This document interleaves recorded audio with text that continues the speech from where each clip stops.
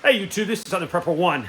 Trying to get this in before the rain comes, but it's been raining the whole time. But it's let up a little bit. You probably hear the rain on the metal roof of the shop. Thank you for all the well wishes. I am feeling a lot better. First, I want to tell you about the cards. JD, my business partner, slammed the price low, $9.98. The reason is they make great Christmas gifts. They make great stocking stuffers. Basically, you have hundreds of different scenarios that you personally can work through to try to figure out things, or you can use it with friends. You can use it, play it as a game. But we'll put the link down there. $9.98, a great Christmas gift, especially if someone's on the fence of prepping. A lot of these scenarios will get people thinking, and maybe they'll realize that they're unprepared. But I am feeling better. I had a cold. My wife gave me a cold. We just share everything around here. And then it sort of turned into a sinus infection. I should have went to the doctor. I should have took some antibiotics, but I just toughed it out. So that's why you haven't seen me, plus a million other reasons. Nate is doing some really cool training. Won't be back for probably 4 or 5 more days. So he's gone, and while he's gone, you know the 2 boys are homeschooled. So we've been helping Courtney watch the boys, help her in any way we can, because without Dad here, it just makes her job harder. So me and Becky have been helping her. Also, Becky, a week ago, had surgery on her nose. She was having difficulty breathing. And they said, yeah, no wonder you have a deviated septum and you got something else wrong in there. So about a week ago, they went in there and fixed it. The doctor, when she was in recovery, came up to me and said, your wife will probably, as soon as she wakes up, says she can breathe easier, because that's how much problems there was in one of the nostrils on her nose. And they fixed it, and when she woke up, it was in the recovery. I went back there, and she said, I think I feel better already. Plus, she had swelling. Plus, she had some type of splints up there. So tomorrow we go, and they remove the splints or the tubes, whatever's up in the nose. So she'll probably feel much better and be able to breathe much better. So if you have a medical problem that's like, I don't know if they can fix it, go to the doctor. This is an easy fix. Now, she's been very miserable, but definitely has fixed her problem. Also, this morning, early, I went and met my attorney and set up a gun trust so I can buy silencers in the trust. Why did I do it that way? Right now, you can walk in there and get silencers. I'm here in day 2, 3, 4, 5 days, really quick. I picked the trust because it's going to be in my name, Nate's name, and Becky's also in there as a beneficiary. That way, if I pass away, they don't have to struggle like, oh, we got all these silencers, we got to do something with them. Nate and Becky will have possession of them. Everything will be good. So I'm looking forward to when Nate comes back from his cool guy training, that we go down to the gun shop that I deal with locally and pick out a few suppressors. I'm not going to go why I'm doing this, but I will share with you why I picked these, why I'm going with some suppressors. You know, other than being really cool, there is some practical survival aspects involved, and I'll share those with you. Also, in the last probably 3 weeks, I've been working on a better fuel plan. The reason is I got equipment and I got tractors, and they don't operate unless you have lots of diesel.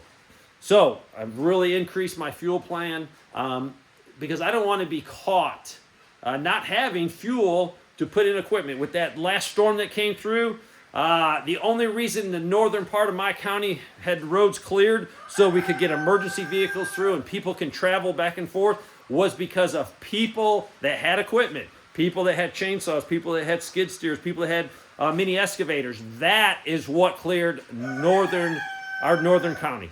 I didn't see one single county employee. And I'm not dishing on a county employee. There's just not enough to go around. And this storm was just, the impact was crazy. Now, it was even worse up in North Carolina. I still have right down on the Hardball Road, the big culvert is gone. I don't know when they're going to repair that. Luckily, we can go a different route, and people can still get out. But I need to have fuel. So I will share with you things I bought. Yes, I spent some money. because it makes no sense having equipment and not being able to feed it. And an excavator takes a lot of fuel. It drinks it, but you get huge amounts of work done. So I've been working on that. I need to, with that last 11 days with no power, it was sort of my fault because I had some equipment. I had some solar panels that need to be installed. I had some extra batteries that need to be installed. And it's just time. So I need to buckle down when Nate gets back and get a bunch of panels on the roof. Power is very important. If I have more solar panels, I don't have to run the generator as much. Because even with a bank of batteries, like today, there is no sun. And for the last couple of days, there's just the sun's not there, so it's not producing. So you have to run a generator to charge your battery bank. But I need more panels, and I know that, and I got to get that done. Also, a million questions about rapid radio. I had a buddy buy a couple. He tried them out, and then a bunch of us decided, hey, let's go with this route. I have 4 rapid radios that are being shipped. I'm going to use them, and I'm going to report back to you because I'm getting tons and tons of questions about them. So they're not EMP proof, no. They use the cell towers. So you got to have cell towers, but we're going to see if it's just an alternative. The reason I wanted them is because sometimes the boys are getting older. They're going over to a friend's house. They're gone. I don't want to give them a cell phone. But a rapid radio will be able to communicate with us back here, and that's important, having that another form of communication. Also, I'm not going to address the Syria situation, but it's just hogwash. Israel is taking territory, trying to expand their security zone. We, as the United States, we're stirring the pot. I feel bad for the people of Syria. Because they've lost their government. I was no big fan of Assad, but I will tell you that the minority religious groups, be it the Christian groups, be it other minority religious groups, they were not persecuted like they're going to be under the new leadership. Definitely going to cause a lot of problems. Turkey is going to grab some land. We're seeing Russia just sitting in their bases. What are they going to do? So, a lot of things happening, but I'm getting better.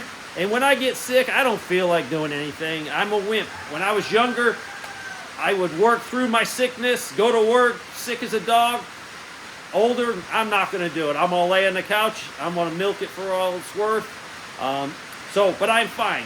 Thank you for all the people saying, hey, get better soon. So that's just a little bit what's going on in the last 12 days. I am more determined to prep at a higher level. Yes, Trump is in, but he's not going to save the whole day. There's a lot of things going on. The debt alone is going to collapse us. So, rain's picking up. I'm going to have to end it. Thanks for watching.